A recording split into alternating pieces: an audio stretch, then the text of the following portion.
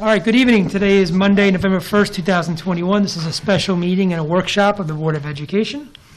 Could I have a motion to open the meeting? Therese, second. Lori, all in favor? All right. First order of business is the Pledge of Allegiance. Pledge allegiance to the flag of the United States of America, to the republic for which it stands, one nation, under God, indivisible, with liberty and justice for all. Okay, we're a little light on board members tonight, unfortunately. Therese and Cynthia couldn't be with us, but we'll move forward. We have two exciting presentations tonight. First one is the presentation on Tuckahoe data review. So I'll turn it over to you. Yeah.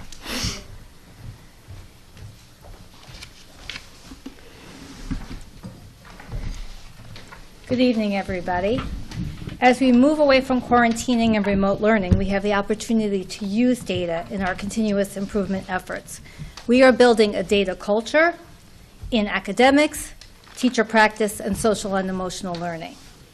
We are excited to discuss some of these plans with the board tonight. We are beginning to work with teams looking at data. We need to be aware of our bias and know that if we are constructive in our analysis, we will be productive in our approach. Data is not simply a means for accountability, but a vehicle for reflection and growth. Joining us this evening for our board work session discussion is our Director of Curriculum, Mr. Christopher Keogh, Director of Special Education, Dr. Kate Sweeney, and our building principals, Dr. Linehan and Mr. Marash. I want to thank them for their contributions to this presentation and for their commitment to using data to drive our continuous improvement. Tonight, we will cover the topics you see here. We'll begin by operationalizing the term data, then look at where we are. After we look at our data, we will discuss next steps, how to best support our students and how to best drive our district forward in the strategic planning. We have some thoughts that we would like to share with you tonight. So let's begin by unpacking tonight's term data. This year, as we work with the data, we recognize that we have both leading indicators and lagging indicators. As you can see here, the leading indicators is one that predicts future success. So, for example, if we are tracking participation, we can predict that a student who is actively engaged in learning will do well on their end of the unit tests. If we observe that their participation is low, then we should implement interventions, which brings us to the lagging indicators. These are indicators of past performance that measure how we performed. While this includes the end of the unit assessments, it also includes the most commonly referenced indicators in the form of state test data, rankings, and end of the unit assessments, of course. We now turn to our landscape of data, where we will provide information about where we are and what we are noticing. We start by looking at attendance and discipline. Chronic absenteeism is defined by New York State as a student being absent 10% or more of the instructional school year. So if you think of a year as 180 days, that's 18 days, or approximately 2 days a month. And it doesn't matter whether the absence is excused or unexcused. Here you will see the percentage of students that were absent across the board and then broken down into demographic groups as defined by the state. This year we are tracking this as we go along. Rather than looking at this at the end of the year, we are monitoring trends and repeat occurrences. We have been doing this for the past couple of years and implementing interventions as soon as possible. This can include calls to parents and meetings with support staff or assistant principals, team meetings, and intervention plans. We are particularly focused on areas where we see overrepresentation, such as our economically disadvantaged population across the board, Black and Hispanic secondary students, and students with disabilities. Throughout the data, we saw a need to focus on supporting economically disadvantaged students, because that pretty much is in every school. Coddle, I think, not as much so. Here, this population is more likely to experience chronic absenteeism, and this will have a negative impact on their academic performance. If you think about it, actually Coddle too, I'm looking at that. If you think about it, if you're in school, and parents should realize this, the more you're in school, the studies show, the better you do. It makes complete sense. And the more absent you are not learning, you're missing instruction, you are not going to do quite as well. And that's why we really have to take attendance seriously in this district. In terms of discipline, here you see that we have low out-of-school suspension numbers, which is really great. Just like with attendance, we know it's important for kids to be in school if we expect them to learn and grow. In this chart, where we see patterns, for example, again, with students with disabilities in the middle school, and students of color, and students who identify as 2 or more races in a certain year in the middle school and 1 year in the high school. We want to take note of this and make sure we are applying interventions that reduce the amounts of instances that result in subgroups being suspended. For example, in 2017-18, 23% of students who were black were suspended in Tuckahoe Middle School. Now, because we have such a small population, it's important to know this could be approximately 6 students. But still, it is a percentage of students that are in that subgroups, and it's really important that we realize that. Within 2 or more races, though this looks, pretty grim, it could really boil down to 1 student. Very few students in our district identify as 2 or more races. Students with disabilities in 18-19, we have 40 students, 10% having been suspended. This would be 4 students if we're talking about 40 students in our school district. So it's not a lot of students, but still a big percentage of a group of students that we have. Now we are looking at performance on assessments. So as we mentioned, we are looking at gaps in absenteeism and discipline, and what is driving that are performance variations also that we have seen in our grade 3 to 8 assessments. Tonight we are looking at data from the 2019 assessments. This is for a couple of reasons. One is it is the last time we administered standardized assessment universally. 2, it shows where we were before COVID, and it serves as a more accurate benchmark when we discuss improvement. Furthermore, the New York State Education Commissioner and the New York State Education Department has warned against using data collected during the pandemic years. So let's begin by looking at grades 3 through 8 New York State ELA, English Language Arts Assessment data. Here you'll see that 66% of all students scored proficient. When we break that down by different groups, you will see that a larger percentage of Asian or Native Hawaiian Pacific Islander students scored proficient.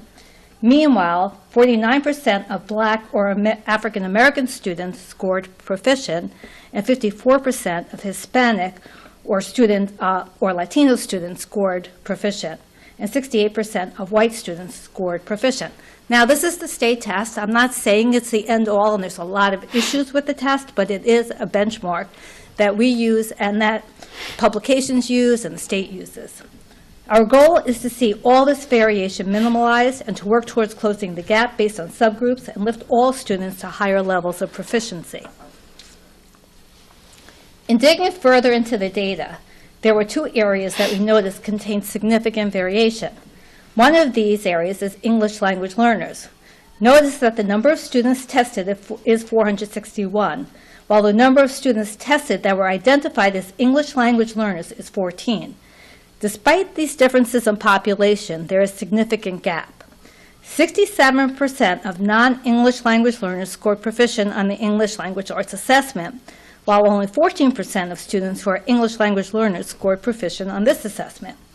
Now, it goes without saying that our English language learners are in the process of learning a new language, one that they're being assessed on here, and that they come to this test, of course, at a significant disadvantage. We ultimately want to see the numbers increase for everybody, and so we also want to discuss some interventions and initiatives we're going to launch, and we have launched, to address this gap. Meanwhile, we also notice variation in our economically disadvantaged population. 71% of test takers that are identified as non-economically disadvantaged scored proficient, while 36% of students identified as economically disadvantaged scored proficient. This gap is something we want to address. We have reviewed the research on the types of interventions to help reduce the gap, and we will speak to these in a bit. Now you were looking at the math assessment. There are echoes of the variations we just discussed in the English exam and math. You will see that 66% of all students scored proficient. This is the same number even though the breakdown of who was a level 1, 2, 3, and 4 varies. Meanwhile, Asian or Native Pacific Island students were more likely to score proficient and white students were also more likely to score proficient. Meanwhile, 41% of Black or African American students and 55% of Hispanic or Latino students tested proficient. Again, this is a gap that we want to address. Now, this is another part to look at. When it comes to English language learners, we see that this gap is substantially different in math from the gap we saw in English language arts. Only 7 percentage points separate the number of proficient, non-English language learner students and English language learner students. This suggests that some of the instructional strategies that we use in mathematics has a positive impact.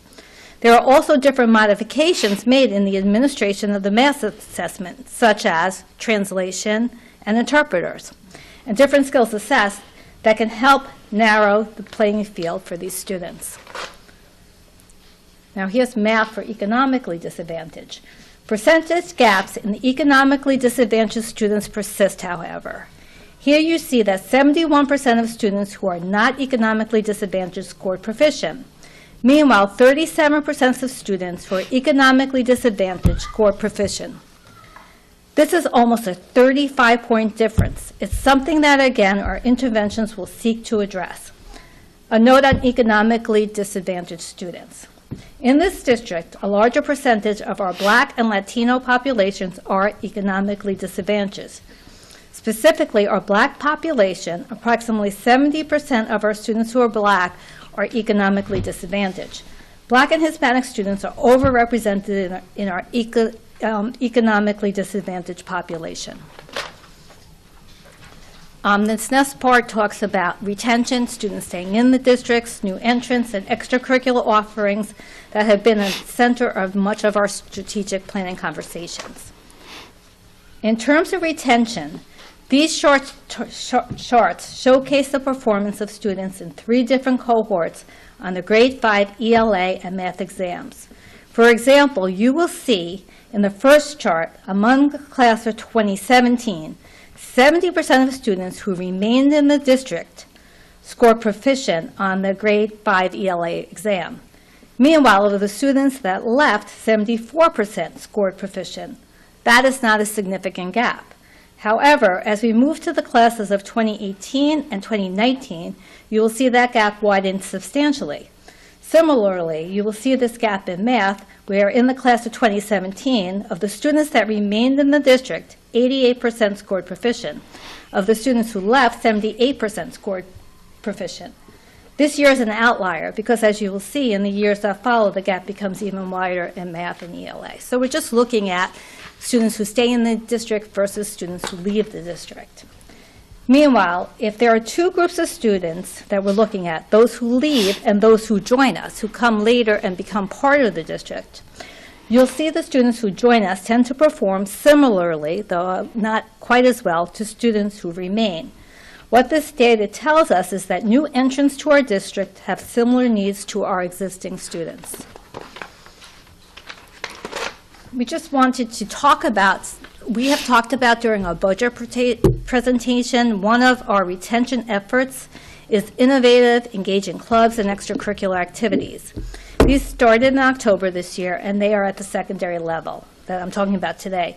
Attendance is monitored throughout the year by our assistant principal for athletics and student services. He also gets goals from all the clubs and community service that the clubs are doing. The chart here does not include general organization representatives, of which there are 4 for each grade, and then the collection of class volunteers that participate in some of the yearly traditions. For example, the Halloween Haunted House has a huge number of volunteers, as those of you who tried to get into the district tonight can see. They're not represented in the chart. Each club has a goal that is aligned, again, to our strategic plan. These goals are monitored by Mr. Tobin. Embedded into these clubs, again, is community service. Our clubs have engaged in really meaningful activities and deep intellectual pursuits. This includes outreach activities by the Diversity Club, services on behalf of the Habitat for Humanity at the high school, and if you've been on Facebook, you've seen their project that they just did to help a homeowner in New Rochelle, and the rigors of chess and debate amongst our other great club offerings. Another retention effort has been boosting AP enrollment, and this is just among seniors to look at. This will continue to be a focus with our students, and at least to have every 12th grader enrolled in at least one AP. This is an area, again, that continues to be our focus. We will be able to discuss this more. We're going to have another presentation to the board at an upcoming college presentation event, but you should know this is the data we are monitoring quite closely. Despite sharing all this, this is really just the tip of the iceberg. We are constantly confronted with decisions where we turn to the data to help us inform our ultimate direction. As for this year and the years ahead, here's a preview of some of our next steps. At the elementary school, we are planning on launching a homework help program. This will involve a partnership with ECAP, as well as an after-school offering hosted on site. So ECAP is a program that serves economically disadvantaged students. They have a lot of Tuckahoe residents in that program. So we're going to send somebody down to help with homework down there, and through the homework to help tutor them, because not everybody has the same supports at home. And we want to make sure that students are understanding what's happening in class. The tutor will interact with student's teacher and help the student progress and see where other interventions might be needed. We also hired an interventionist at Cottle, who's helping to guide interventions at the classroom level, as well as more one-to-one and small group sessions. The response to intervention program at Cottle has been the focus of improvement efforts with the definition of new procedures and protocols based on research. We're also constantly monitoring attendance, again, through the dashboard, making sure to address any trends as they emerge. Similarly, at the Tuckahoe High School and Middle School, we will also launch a homework help program for students. Apart from the tutoring that they go to after school, and our teachers are terrific, and both programs are always helping students, but something that we can really send targeted students to. And we're hiring tutors for this program through our American Recovery Act program funds. We are also continuing our Tiger program, which is an intervention for students who need support completing credits. At the middle school and high school, we are also continuing to monitor attendance using the dashboard, and we are launching a college preparation initiative, which we will discuss with you at our next, I think it's in December when we're doing our presentation, and it will focus on more students and helping them get college ready. This, again, will be the focus of an upcoming workshop. The number of our interventions embedded in our strategic plan includes the initiatives you see here. By training our special education teachers and E&L teachers in Wilson literacy systems, we are providing research-based reading interventions. We are also promoting project-based and inquiry learning, whether it's through PBL or Science 21 at the elementary school and high school. We expanded Foundations Phonics instruction to the 3rd grade. This is all new to us, to start really teaching phonics in the elementary school, and thankfully the board approved it to expand to 3rd grade. And again, you know, we're focused on it. It's a little hard with everybody wearing masks, but teachers do know to pull down their masks so kids can see how to make the sound. District-wide, we launched iReady, and we are evaluating its use in benchmarking and instructional modules. In an upcoming workshop, we will expand upon integrated co-teaching, led by our new director of special education, and how we believe this will help drive the district forward. We also have universal pre-K this year. Now, we started off a little late. You know, we figured out how to put it together with the money that we got from the state, and we did get a community partner. But again, many students were already partnered with programs. But we did get about, how many kids? 28, I believe, 28 kids? 24 students. And next year, we expect to get all of them. We'll be starting the process by January. Universal Pre-K will help to ensure our students are coming to school with requisite skills so they can exceed from the get-go. Universal Pre-K is linked to long-term success and increased graduation rates. While reviewing this data with teachers, we noticed there is no shortage to their commitment and creative thinking. Teachers have embraced data analysis and are focused on supporting all our learners. And we thank the administration for leading this effort. Mr. Keogh, the principals, really have been doing a great job. Ms. Sweeney with Dr. Sweeney with special education. Thank you. Our community of professionals is interested in drilling down into the numbers and figuring out how we can best target interventions and support improvements. This summer, during our retreat, the Board of Ed and I and Mr. Keough met and engaged in meaningful dialogues around the data and our district's strategic vision. Improving efforts are all about moving us forward, helping every student in Tuckahoe to grow. While there are discrepancies among some of our demographic groups, we want to see all students do better. That means understanding the data and engaging in root cause analysis. We believe that Tuckahoe leads the way, and we look forward to presenting in the future on the impact of our efforts on the data. Thank you, everybody. And we're ready for questions. The principals are here, so they can, and the directors, if they can come up and answer questions, too, or comments. All right. Okay. You guys want to go in order, or we just want to freeform it? Laura, you have anything? Or? Yeah, a couple questions. Thank you, that was great. I think some of it is we had talked about, and some of it is new. I think it's great to have, the benchmarks that you talked about. One of the questions I had as I was listening, when you talk about the economically disadvantaged population, you said 70%. That's 70%. I'm curious about, of that 70%, what percentage are classified in special ed? Do we know that? I'm just curious. So it was 70% of the students that were economically disadvantaged Right. had that low scoring. And I was just curious, how do we sort of relate that to when you talked the last thing about intervention, special ed, Wilson and all that, but what percentage, I guess, of those kids that are So you're saying the percent, so to Yeah. drill down further, the Yeah. percent of kids, I guess we could drill down in every way. That Right. Maybe these kids are hitting more than one group, like the students Yeah. with disabilities, Right. the Black and Yeah. Latino students might be in the economically disadvantaged, we know, and also in the racial demographics, and they may be in the special education demographic too. So in some ways, data can be high because kids hit more than one group, and they get counted again in that group. Okay. Mr. Keough, you have any? No, I just took down, when we looked at it. Can you come up Oh, here, sure. because they're not going to be able to hear you. Maybe we don't have a microphone. Just pass it around. Yeah, because we were looking at those different trends, particularly with economically disadvantaged and E&L. That would be interesting to look at. But we pulled out that number, then broke it down by racial and ethnic subgroups. But we didn't do it by students with disabilities, and that's just another way we could do it. We did see that by racial subgroups, it did impact. And it shows that, we need to really focus on students, really economically disadvantaged students. And that's why we're doing ECAP. But I think that is an interesting point to look at and see if there could even be an overclassification. That's something that Dr. Sweeney, actually, we saw that with English language learners. I know that for a fact there's an overclassification. So there's other ways, and then we'll look at that also with Black students to see if that's also the case. And then we can see if there's another way to intervene than to call a child a student with disabilities. So great, we will totally look at that. That's a great suggestion. Thank you.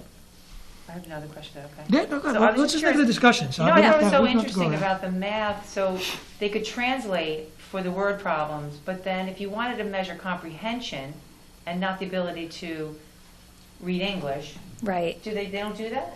No. Oh, it's kind of- 'cause I And, mean, that's a and huge that's discrepancy. exactly, It's not measuring their competence, measuring their It's- ability, which I know obviously you have to do that too, but but it it's might break it unfair. down I more. do believe that you're Yeah. not seeing how students are processing, and that could be why students are being overclassified. right. Like if we do look at how Yeah. they're processing in, Right.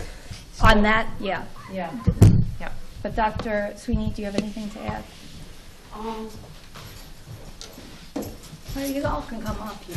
And it's really, I wish we had a Just that microphone we some- could pass Or like a around. As loan part of screen. being in special education, we have various indicators that we have to provide to the state every year.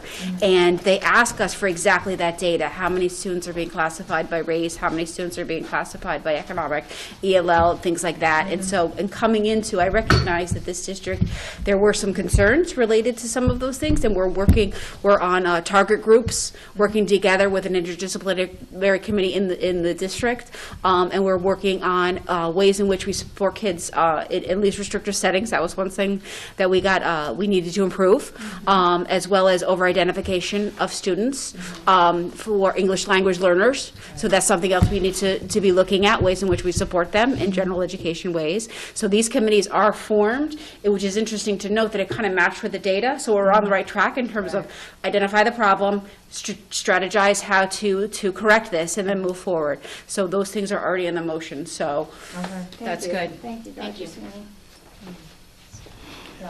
I have one other question. The iReady, I'm just curious, and this might be for Mr. Keogh, but the iReady, how does that align with the Wilson for a baseline? Of when you start to sort of collect data for sort of driven by that, does the iReady give a baseline of those children, or just everybody, let's say, right? And then you're sort of seeing where is Wilson taking kids pre-post sort of intervention, not necessarily even intervention, but just as a way to teach them literacy.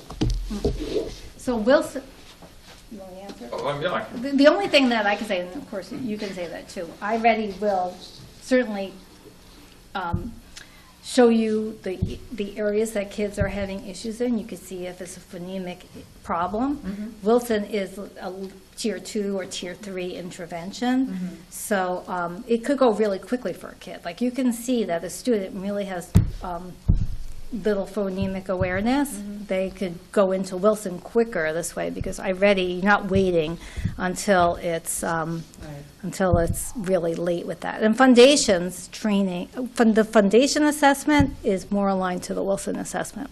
Right, I guess that's my Yeah, question. that's where the correlation The is. foundations has their own assessment, because Wilson, we're talking about the same thing, Right. but different in a way Foundations that- is under Wilson Reading. Yeah. So right. it's the same, And everybody's getting that. everybody's getting it. Well, So you that's could the really thing. pull kids out with that. And foundations, tier 2 and tier 3 interventions are very similar to Wilson. Wilson's just the most Yeah. intense. Yeah. But if you start early with foundations, tier 2, tier 3 interventions, you're going to Yeah. have And an it's going to take a impact. couple of years, but to track that would be, Yeah. just to And see. it would be great as we track it, as we start taking off our masks also. And but I have watched the teachers. They have been really great at doing this even during the pandemic.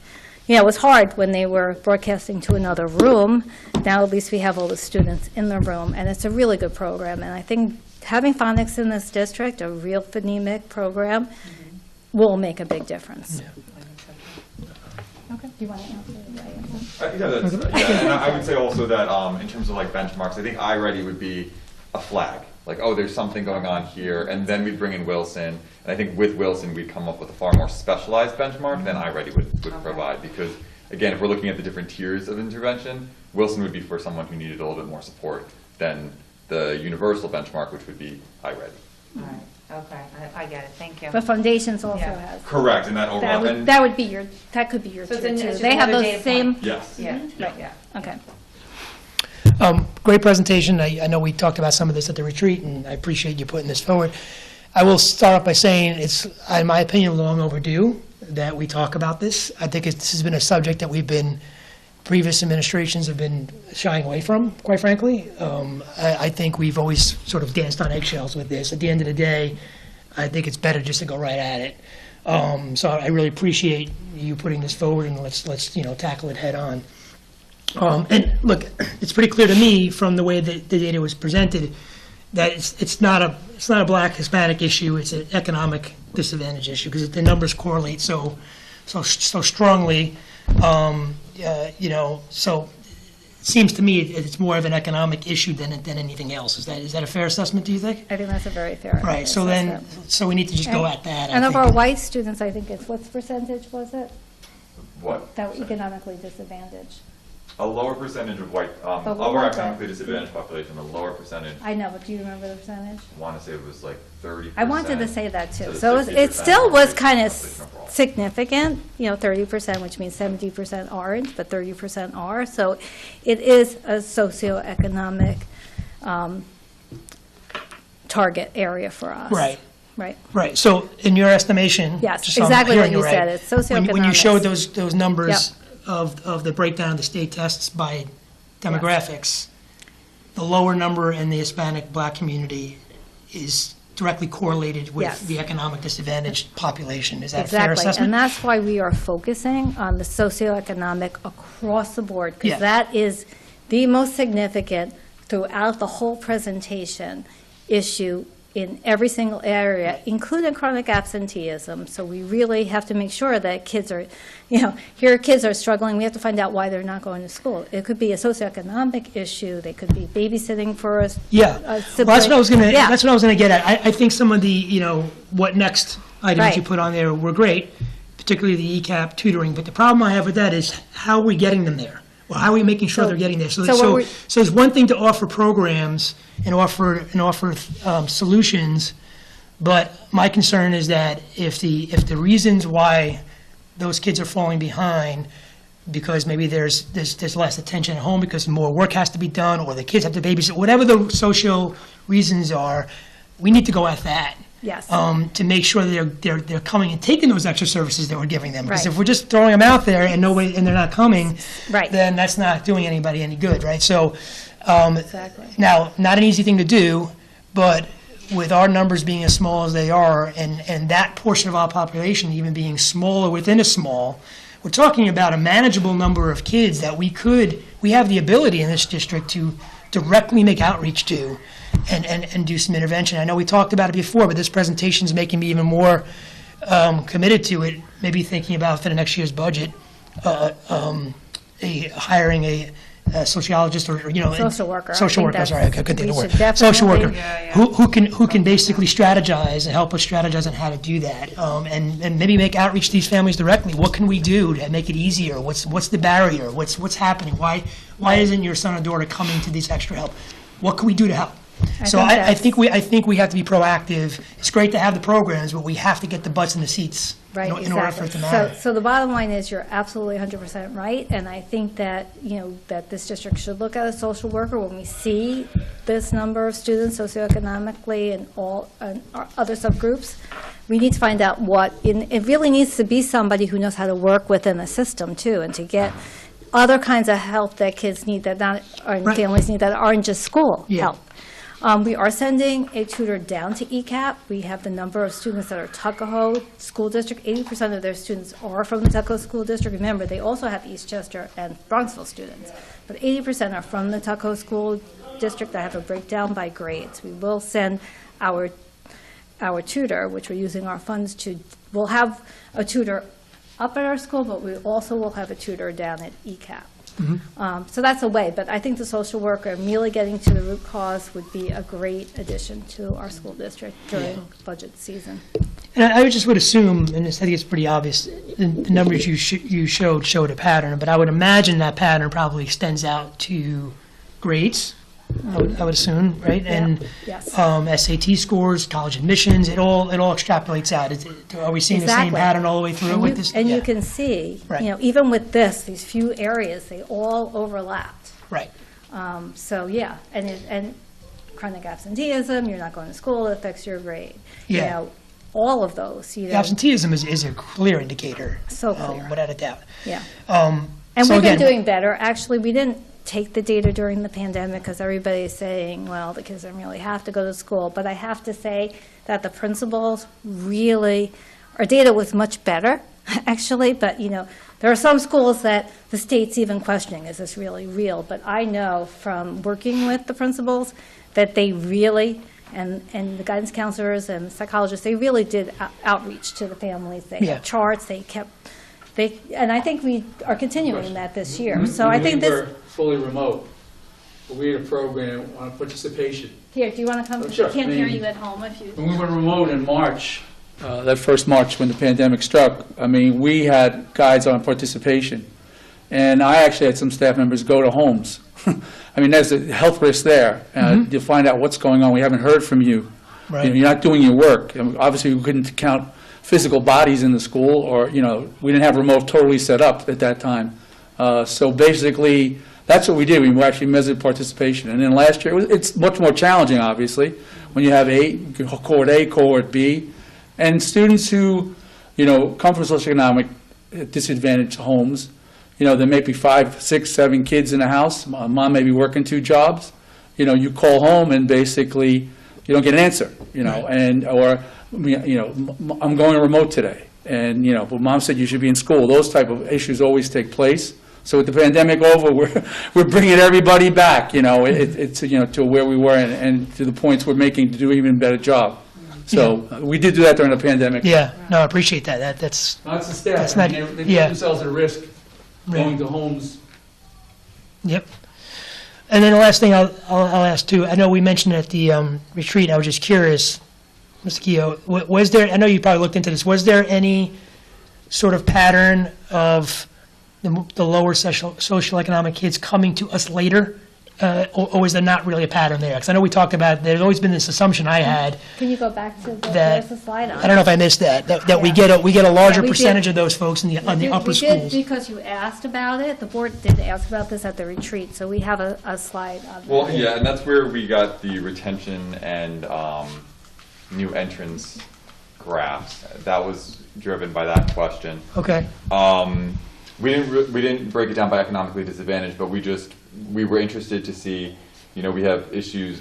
We've been looking at students who leave the district, and in this chart here, we took the graduating classes of 2019, 18, and 17, so that it mirrored some of the data we were just looking at in the other slides. And we'll start with the one on the left, the ELA. So in the class of 2017, of the kids who graduated, if you go back to when they were in 5th grade and took the ELA and math exams, that's that first blip on the chart. right. So what this shows is of the kids who stayed in district, they scored, I don't have my glasses, I want to say about 71%, and then the students who left the district scored about 74% proficient. So that pool of students scored a little bit higher on the proficiency. They were more likely to leave. You'll see that the line continues to extend up towards about 85%, and that means that in each of those 5th grade test administrations, the kids who were scoring proficient were more likely to leave the district than to stay, whereas the students who stayed in the district roughly stayed in the same in terms of ELA. With math, it's a different story. There's one year, this one outlier year, where it's reversed. Kids who left the district were less likely to score proficient on the 5th grade assessment in math than the kids who stayed. But then after that, the gap becomes even wider. So that was 2017, and 2018-19 it became wider, right? Yeah, and then in the year 2019, I think it's the largest gap you'll see in either of the two graphs. So this analysis was based on the conversation we had, which was, are we losing students who are performing better in these two academic areas? The reason we use the 5th grade is because that was the largest overlap in terms of kids who took the test. Right. Because the kids might have left in 6th grade, 7th grade, 8th grade. All of those kids would be represented by the blue line. So basically, to answer your question, some of our highest performing kids do leave the district in 5th grade. Yep. That's true. We had one outlier year. And then the students who are coming in, which is the next chart. And it's not necessarily just like who left in 6th grade. They could have left in 9th grade too. Right. They would be so that's why we chose the 5th grade, because they'd all be represented on this chart. And in this chart, we looked at the GPA, the overall GPA, and the performance on the math and English regions. And this is in the blue, students who were entered our district before 7th grade. So those would be all of the kids that were here in kindergarten, 1st grade, Right. 2nd grade, went through Cottle, went through the middle school. The kids in the orange, those would be kids that entered after 7th grade. So kids who came to our school in 8th grade, maybe joined the high school in 9th grade because they wanted the Tuckahoe high school experience. Generally, we didn't see much variation Okay. in these two pools of students. One exception, I believe, was the English regions in the class of 2019, but we didn't see that in the other years. Okay, that's interesting, because that was always sort of like a, I could say something Yeah. anecdotally on Go that. I ahead. mean, And that's, we got that because that was questioned at the Yeah. board Yeah, retreat. that was- So thank you. I Yep. think the community has changed with the development in the district, in the Yep. village, with rents being higher.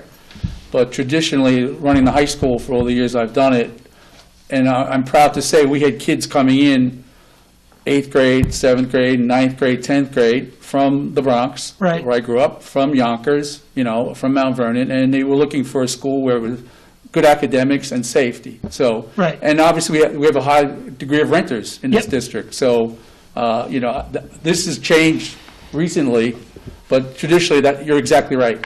That's why we asked the question, because I know it was always sort of the assumption, and a lot of, renters who come into the area because they want a safer, they tend to come later. So then the issue is, if they didn't get as good of an education in elementary, are we playing catch-up with those For years, I've kids? seen that at the high school, the answer But is you- yes. but that gap It's is- changed somewhat. It's But I changing. think this Yeah. chart shows that recently it has Has changed. changed, so Yeah. it gives us information. Now, of course, there's the outliers also that Yeah, have no come question. from. Yeah, of course, yeah. Yeah, but it gives us information that the student needs of the kids who come in are similar to the student needs of the students who are here, Okay. which helps us provide intervention. But to your point, it's a recent, This It's a recent change. fix in that gap. It was There used to be a it was gap. pretty dramatic. yeah, Yeah. It was very- Yeah. We were glad to support those kids, Right. but some of them came in ninth grade with a fifth grade reading level. Yeah. And then Yeah. come up here and answer questions. Yeah, on that- SATs. that's why I've asked that question, because if that was still the case, then maybe we should be creating some sort of program for those kids who are coming in to get them caught up, but it seems like that's kind of caught It up. seems like it's changing. Right, and we are, Mr. Tobin, now having this assistant principal of student support services. This year, he's starting to do a program with kids that are new to the district, because it's really hard to move into the district, in middle school and high school Yeah. specifically, because teachers maybe didn't have you and know that you're even new, and you know how close-knit this district is, and all the kids know each other, so now we have a better focus, no matter what, on new kids coming Right. into middle school, high school. Okay, And it's very much supported by Dr. Linehan, so thank you. all right. Lori? So I'm thrilled that this is finally being discussed. I've been in this district for 9 years, and anyone who knows Lori Gerald, I've been just on this whole issue since the time I walked in the door. And the strategic plan, that it's because I brought it up and that we didn't have one, how do we not have a strategic plan? Blah, blah, blah. I presented at a board meeting before even coming on the board, where I did a root cause analysis a couple years ago on this very data, brought it to the board. I don't know if Carl was here at the time or whomever. So it really has not been addressed. So the fact that this is being attended to now is refreshing, and I'm excited about the possibilities here. Where I get a little concerned is, and I've talked about this as well, is the overrepresentation of minority students in the special ed program to begin with. If our elementary school program is beefed up the way it should be, and our expectations are great for our teachers and our students, there wouldn't be an overrepresentation of Blacks and Hispanics in particular in those programs. Another thing, there's such a thing as restorative practices that we should be engaging, one of which would be a social worker, another would be home visits, so it's good to know that some of those things are possibly happening. But I think we need to be careful about when we say things like the number of kids, they might have 6 or 7 kids in a home, and that somehow, because you have 6 or 7 kids somehow, that is of detriment. I want to be real careful with that sort of statement and remark, because that may not be the case. Some kids don't come from a home where there are several kids in the home, but there may be other extenuating circumstances. That's why restorative practices is so important. What's also important in mitigating some of these things is making sure that you have a diverse staff. We do not have that here. We do not. It is not representative, as far as I'm concerned, of our student population. So I think that is a deficit in this district. I'm here in this room, and I'm the only Black person in this room. That's a problem. If I'm the only Black person sitting around at this table having these discussions about Black children and Hispanic children, they're going to be at a disadvantage. And that's honestly what our staff looks like here. And so maybe if I were in the classroom, maybe that one Black child wouldn't be in special ed, maybe one Black child wouldn't be suspended. There are other things that come into play. So we need to look at a lot of different things. We need to look at diversifying our staff. We need to make sure that we do have a social worker. We need to make sure that we do have these interventions in place. And we have to make sure that we're careful about making, a generalized brush to identify who might be disadvantaged and what might be going on in the homes. Peter is right that we need to know what those reasons are so that we can get in there and mitigate, and then bring in some restorative practices that might be helpful, that could help these families. And I'm going to be honest with you, I'm not happy with the proficiency of our overall student population. 70-some% is very low. I don't care if you're in a white group, black group, purple group, orange group. We shouldn't be, that's great. We should be at least up in the 80s. That to me is, nobody needs to be having a party right now. That we can be doing better there as well. So, and I do think that there are steps to that we are doing to do better with our administration that we have now, with our new special education director that we have in place, and our assistant. We have not had that kind of attention since I've been here. And so I thank you for shining a light on this, but let's not have a party about the white kids and what they're doing and black and whatever. We need an overhaul on everything. It starts with elementary. It looks like that's what's being done now, and I think it's going to take time, because this is a longevity sort of kind of thing, that we're going to see how this works. We may have to, do some pivots here and there along the way, but I'm just glad that this is happening now. A middle school, I think beefing up our middle school program so that by the time the students are now ready to go into the high school, they're prepared for AP. They're prepared for some of the rigor and even some of the honors classes even. And again, just making sure that we have a diverse staff, people who can really identify with our students, is also key in this whole situation. So I'm hoping that we continue to move forward, and I hope that we can continue to have these type of workshops and discussions on this matter, because I don't think this is a one-time presentation kind of thing. I'd like to see this more often, and to see what that progress looks like over time, maybe 3 months from now. Where are we with these students? Maybe when we do the testing again. We do know that state testing is not the end-all, be-all. It's a small snapshot. Even 6 kids, even that might represent 30-some%, I think it was, and then it might just be 6 kids, but 6 kids makes a difference, and they leave here, and then what? So I just hope that we can continue to make progress here, and that you will take into account all that I've said today. I mean, I'm sitting here and this is great, but overall I'm not excited. I'm happy to see that finally people are paying attention. I hope I had something to do with that. But we have our work cut out for us, no doubt about it, in ELA and math. The other piece that I wanted to talk about was our students coming from Spanish-speaking homes or other languages. If in New York, I'm not really sure how New York works, but I know in New Jersey, you can be considered a second. English is not your second language. Like, you could be in a whatever ESL or whatever population if your parents speak the language. But the kid could be English, but because they come from where English is not the dominant language spoken at home, they still could be classified as ESL, right? No? Not necessarily, they'd be screened. They would be screened. To say, yeah. And so once they have the screening, then what happens then? Once they have the, because I was so happy that Dr. Goodman or whoever it was said this. Sometimes those children are unfairly placed in special education programs, etc., or do poorly on the test, not because they're not intelligent, they can't understand it, but because there is a language barrier, period.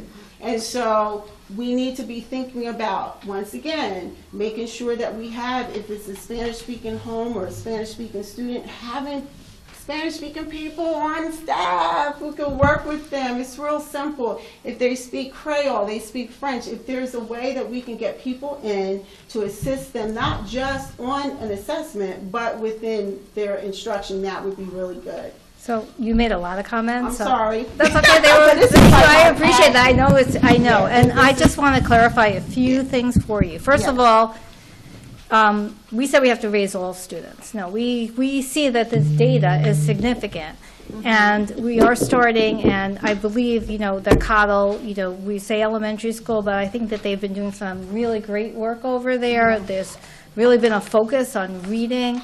Mr. Marash and his team, like the RTI, is very strong, very scientifically based. The teachers are looking at data now, and it's there is, what gets measured gets done, or whatever that says. It's important that we look at data and that we don't necessarily look at, where we were, but where we're going. And there's been a lot of, and the data's all over the place, depending upon what grade and who the student is and all of that. And again, the state test is not the end all, because, and again, some data can be qualitative. And I think everybody can say across the board that Tuckahoe kids are a great group of students. Like, you hear it outside. We have 2 events going, and it's filled with kids. But it doesn't mean that we don't have a lot of work to do. We are ready to roll up our sleeves and do the work and look at the real data. Again, and as far as root causes, I think the examples are just to say that if you don't call the family, you don't know what's going on. If we don't connect, then we're just making assumptions. So those are just examples that probably happen, I know, from working in other districts. Sometimes it has nothing to do with academics. It just has to do with what is going on in the home, and that's why social work would be great, because that person can come in and get the family connected.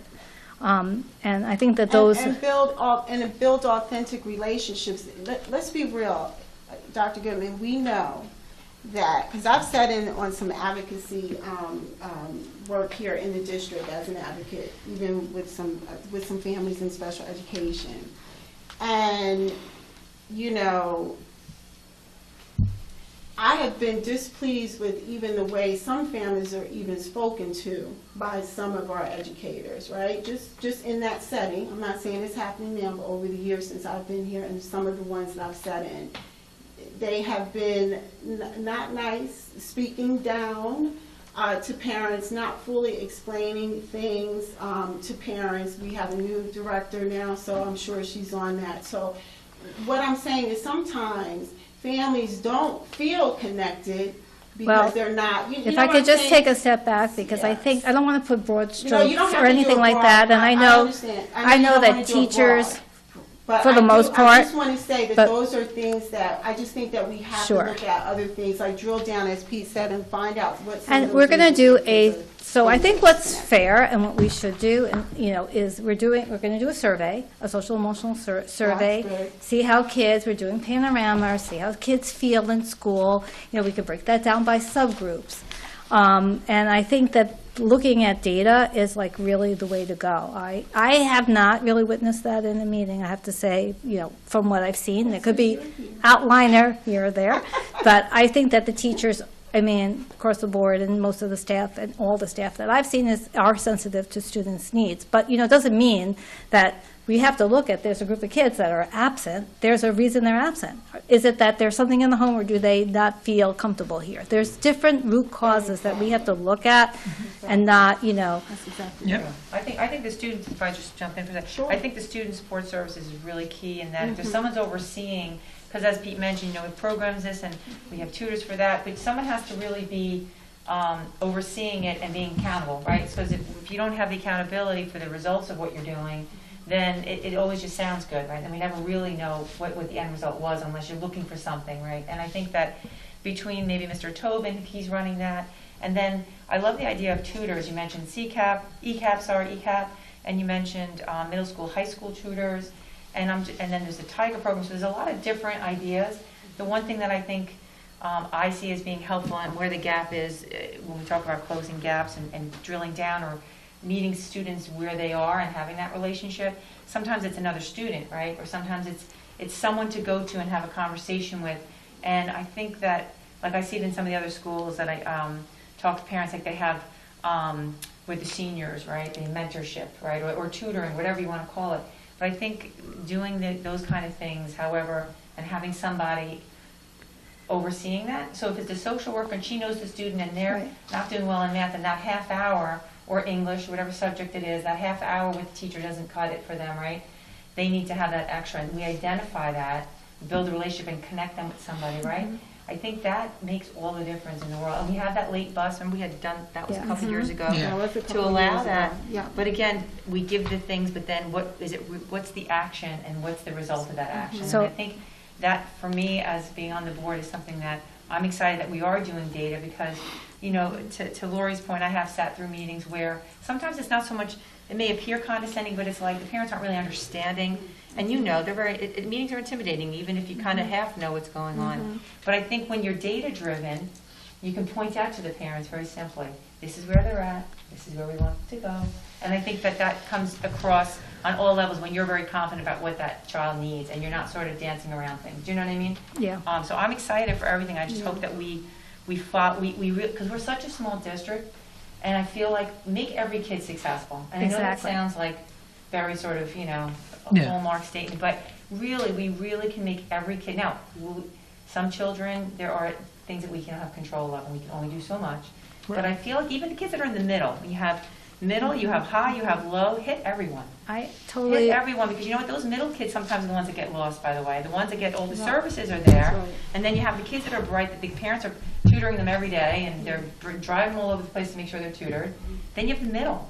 Right, And and the you middle ha- and you- becomes like, so when like- you raise everybody, everybody Right. raises. That's right. And I think when you look at data, and you look at Yeah, every it single has to be. kid's data, you know, we want to make sure that wherever the kid is, that they are improving. So I totally agree, and I think that you're all saying Yeah. really pretty much the same thing. I'm wondering too, what it's gonna look like, because last year was well, we're still in the pandemic, but because of the whole thing last year, or this year, 2020 and into 21, I'm wondering if we're gonna have to really look even more closely at data as it goes on, because I'm thinking that there are gonna be some families that are gonna fall into that economically disadvantaged population because of they've lost work, they haven't been able to find a job, blah, blah, blah.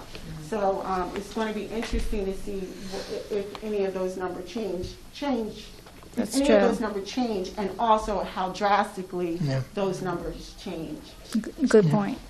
Good conversation. I agree with Lori. Let's keep it going. Oh, go ahead, I'm Mr. just going to Rich. be real quick, sorry. Mr. Caston, real quick. So just, Dr. Gerald, just one of the things that you said so many great things. Everybody did such wonderful feedback. But you said, Dr. Gerald, that this is going to not happen quickly, right? right. It's going to take some Over time. It's going to time. happen over time. And that's absolutely true. I mean, last year we rolled out foundations at Cottle for the first year in the midst of the pandemic in grades K through 2. And I'm happy to say that even this year, I've had teachers in first grade and in second grade tell me they already see the positive impact of foundations.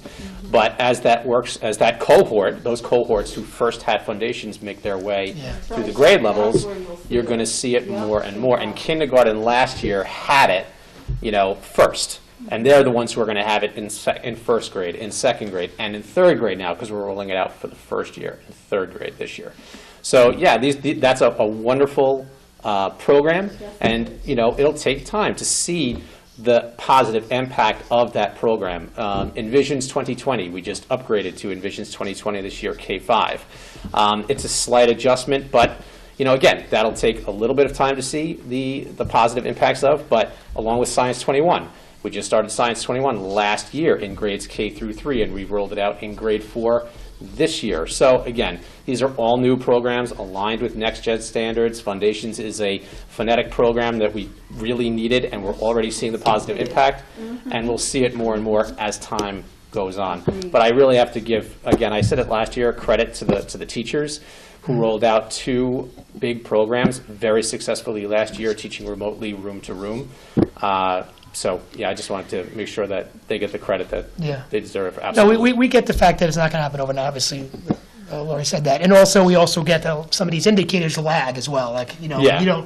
the results may be there and you don't see them until the next, So we get that, but I think we just want to keep the foot on the pedal. Oh, absolutely. We recognize all the changes that have been made in the last couple of years, and I think we all feel like we're on the right path, but we just got to keep on it. The last thing I'll say is with this particular topic and the socioeconomic gap that we're trying to fill, I would just implore all of you are the leaders of our district, to just think outside the box.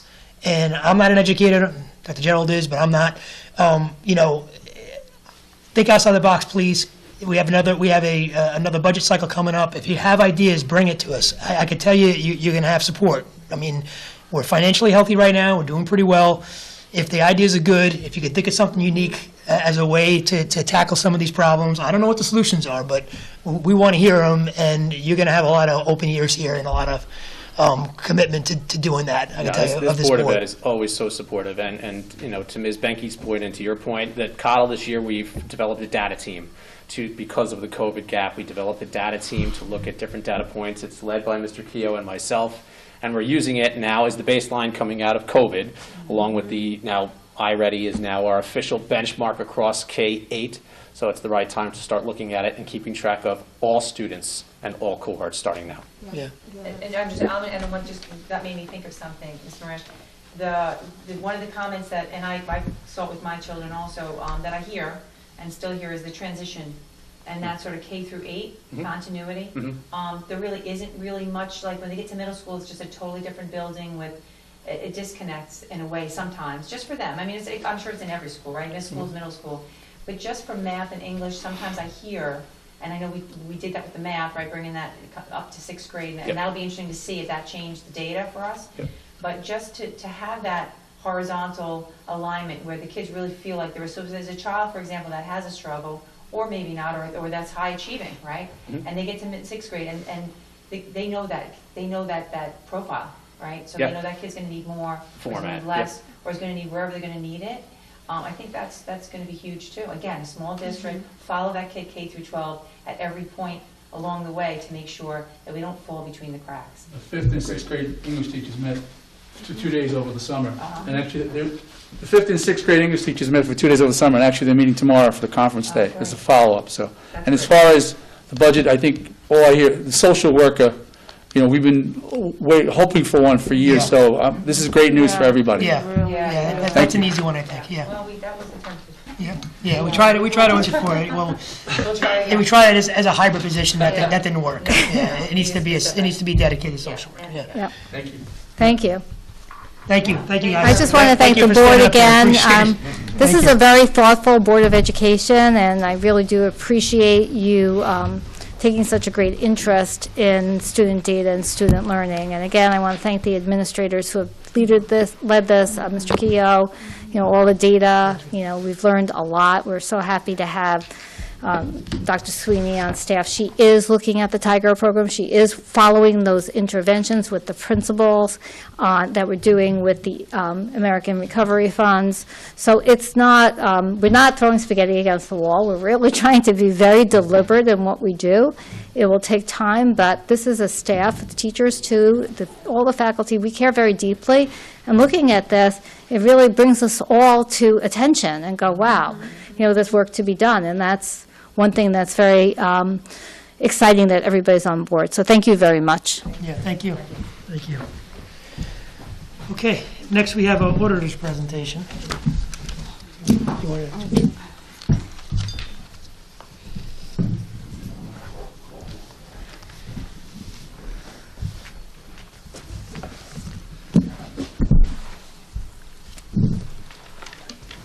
Good evening. Excuse me. My name's Alan Walther. I'm partnered with the Bonadillo Group. We are the school district's external auditors. We've completed the audit of the school district's financial statements for June 30th, 2021. I met with the audit committee several weeks ago, reviewed the reports in detail with them for tonight's presentation. I don't have a PowerPoint. Just a verbal, so I believe that I can do a PowerPoint next year if you want. That's all right. But yeah, I thought maybe, yeah,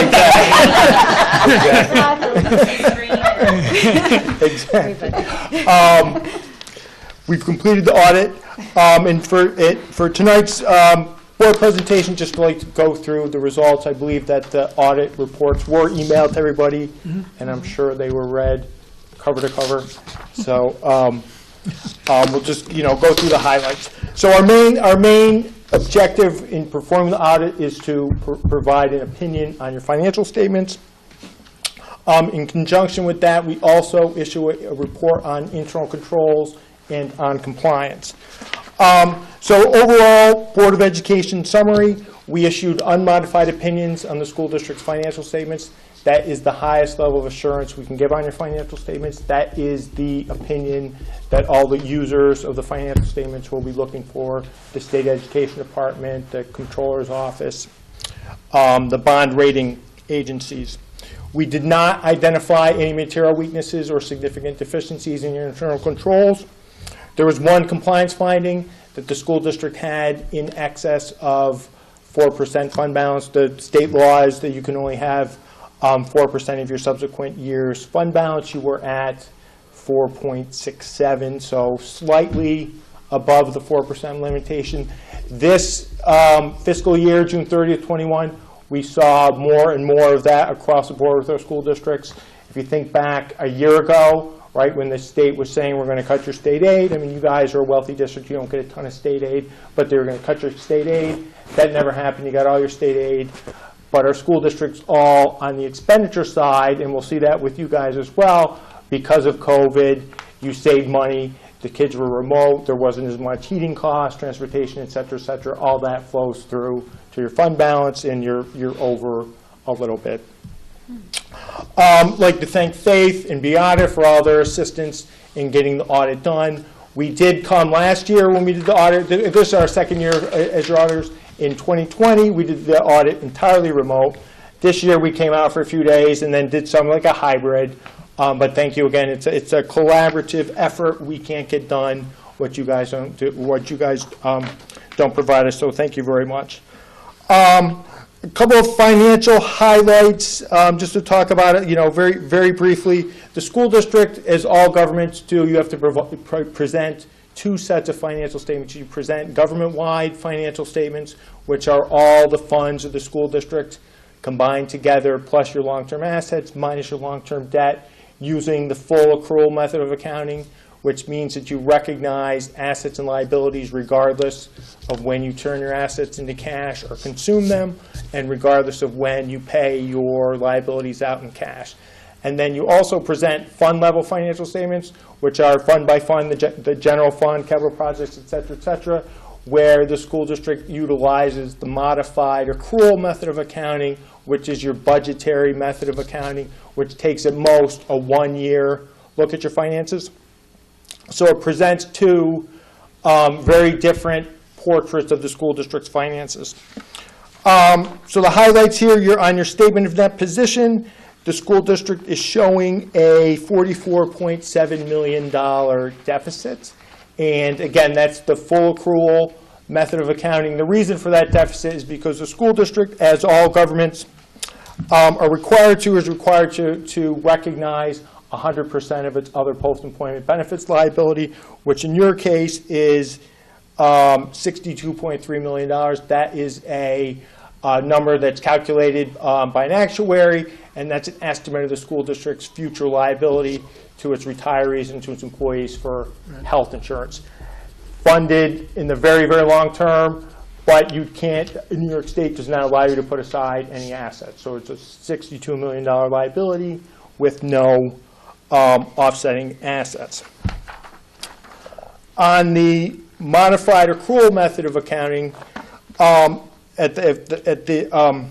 your fund balance sheet, your total combined fund balance across all the funds was $830,000, of which the most significant balance, your general fund, had a $9.7 million fund balance. And the unassigned amount of that being $1.7 million, which is that's the amount that's subject to the 4% limitation. And then your capital projects fund, the reason why your fund balance looks so small, your capital projects fund shows a deficit of $9.5 million. That's just a quirk of governmental accounting. The school district has almost $10 million of bond anticipation notes. Those show as a liability. However, as you redeem those bonds or they get turned into long-term debt, you'll recognize revenue. So it's really just a timing difference, a quirk of the way that governmental accounting works. The results versus your budget. The school district in the general fund is the only fund for which there's a formally adopted budget. You had a net favorable variance on your revenue side. You had budgeted $34.3 million of revenue. You actually received $34.6. On your expenditure budget, you had a favorable variance of $3.3 million. You had budgeted $36.6. You spent $33.2, and you had $50,000 of encumbrances, which are carried forward to the fiscal '22 year. So overall, you had a $3.7 million favorable budgetary variance. As I said initially, again, we see that pretty much across the board with our school districts this year, the result of the COVID pandemic on your finances. With regard to your government auditing standards reports, as I said, no material weaknesses, no significant deficiencies. The one compliance finding, there was talk about the ARPA funding, the CARES Act funding. Your school district expended less than $750,000 of federal aid, so you're not required to have a separate audit. Once you go over $750,000, you're required to have a separate audit. We look at that every year to make sure that you have not crossed that threshold. That is the extent of my comments, unless there's any questions from board members. No, I don't really have any questions. I've sat through the other meetings, so this is just a question. The 3.4 million variance that was extra, right? Does that go back into the general? What happens with that money then? So that's your budgetary variance. Then what flows through to your surplus, you increased your reserves, and then some of it is used to balance the current year budget, and then you're left with the unreserved. Okay, and so it can be used for the upcoming budget. You can use to offset if you're instead of levying or whatever. That money Yes. can be used then. Yep. So you can use that as Yep. as a negotiation, so to speak, with what you want to do with the levy. Yes. Okay. Yes. Yep. I just want to say, but the fund balance did not increase 3.7 million. That's not what that was It our wasn't the surplus. total. Yeah. Yeah. Yeah. That was the variance. Yeah, that was just the I variance. think 1.7 million. Yeah. Yeah. And then just so that just to clarify with that liability, the future liability is something that if, let's say you had to pay out today, what all of your future liabilities with pensions, that's that number. But they don't let us offset it with any assets. And that's always the case just in New York in general? For the That's the case in New York State. Other states, and that's your other post-employment benefits, so that's your health insurance. So that's the school district's liability to its employees based upon your teachers' contracts, your collectively bargained agreements. That is not, you also pick up a portion of ERS and TRS to flow through from New York State. The other post-employment benefits liability, I would look at that as a memorandum number. I mean, there definitely is a significant liability. However, it's a definition of an estimate. The actuaries, take a census. They look at everybody, and then they, predict, not to be morbid, but when people die, how long they're going to collect, and on and on. It's an estimate. It's the best estimate, but it's not. If the school district went out of business tomorrow, would you have to write a check for $62 million? You just got it. Probably not. It'd be hard to do that. Well, that's why you have a $44 million deficit. But, any other questions? No? Good. Can I Thank just you. say one thing? I just want to really congratulate Faith and Beata, both new to the position, and I am just so impressed with the work that you're doing.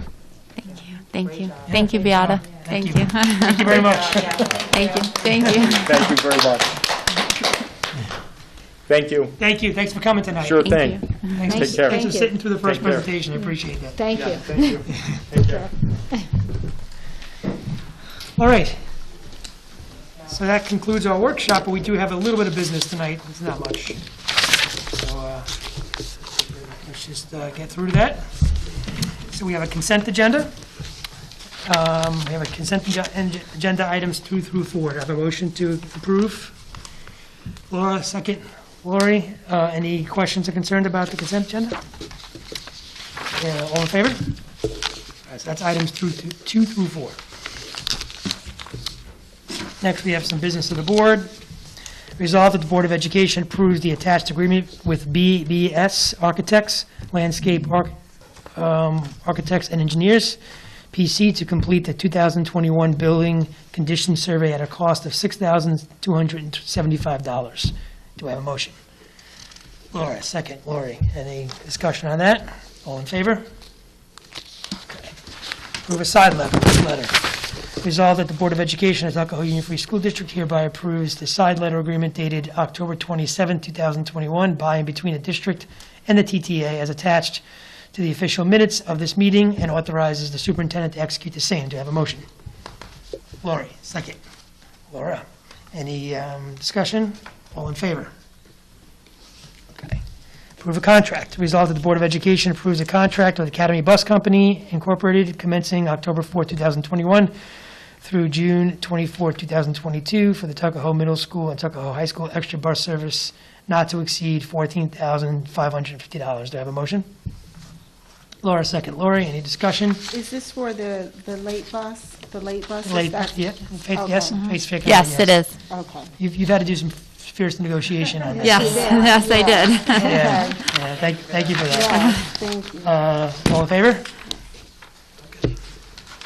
And then approve a photographer. Resolved that the Board of Education of Tuckahoe Union Free School District hereby approves the agreement by and between the district and Reyes, is that how it's said? Photography services for an end of the year senior sports slideshow, 2021-2022 graduation ceremony, and 2021-2022 season sporting events at a cost not to exceed $2,000. Do I have a motion? Laura, second. Lori, any discussion? All in favor? All right. And lastly, we have personnel recommendation. The result, the Board of Education at Tuckahoe Union Free School District approves personnel action items A through I as outlined below. Do I have a motion? Lori, second. Laura, any discussion on that? All in favor? Okay, that's it. We're going to join the meeting. Thank you very much for everybody who presented. Appreciate your time and effort. Thank you. And all that. Do I have a motion to adjourn? Laura, second. Lori, all in favor? All right. Thank you very much. Thank you.